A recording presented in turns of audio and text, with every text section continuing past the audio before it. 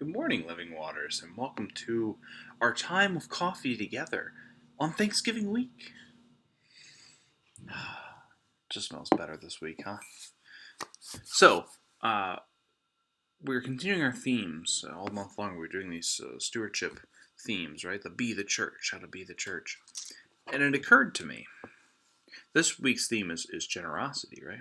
Be the church through our generosity. However, uh, what, 5 weeks ago? Math, right? 5 weeks ago, the theme is actually the radical acceptance of 2020. So give to God what is God's. So if you want to check those videos out 5 weeks ago, we talked about generosity then a lot. And so I thought, given the holiday this week, perhaps we can talk about another aspect specifically of generosity, Thanksgiving. Right? They're interconnected. We give because we are thankful. And so, let's start with 1 Chronicles chapter 16. Check that off. We had not done anything from 1 Chronicles yet this year, so we've done Kings, which is a parallel sister book, if you will, but we've not done Chronicles.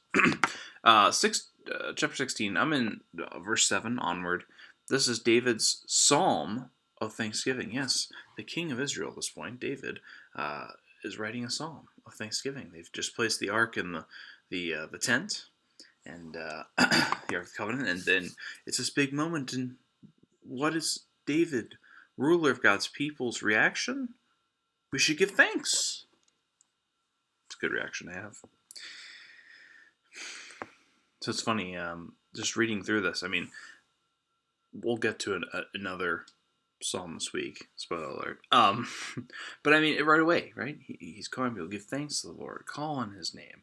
Make His deeds known to the peoples. Is that not what the church does? Giving thanks to God? So much of our service is designed around that. Calling upon God, right? And make God's deeds known. Live out God's deeds, even. Our generosity, our thanksgiving, they're connected in everything we do. Give glory to God's name. I mean, I'm not going to read the whole thing to you. It's quite long. It goes all the way through verse 36. But it's a good read.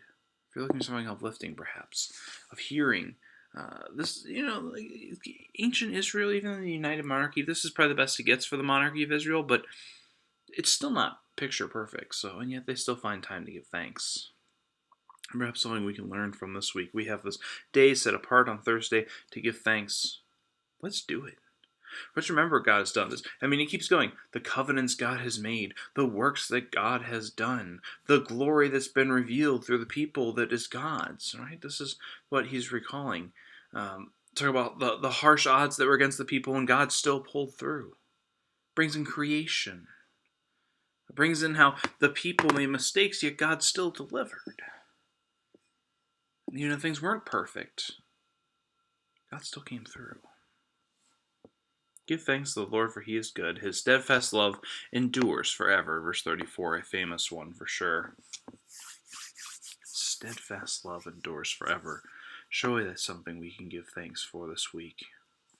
Surely that's something we can be generous to. You see, I want to make clear, we don't want to skim the generosity week here on Living Waters Live, coffee together, but if we are giving thanks for that steadfast love of God, as Luther would say, as we talked about in the adult forum, we were doing the Freedom of a Christian series, we cannot, if our hearts are thankful, we cannot help but be generous. And so we'll pick up tomorrow in the Old Testament with another psalm.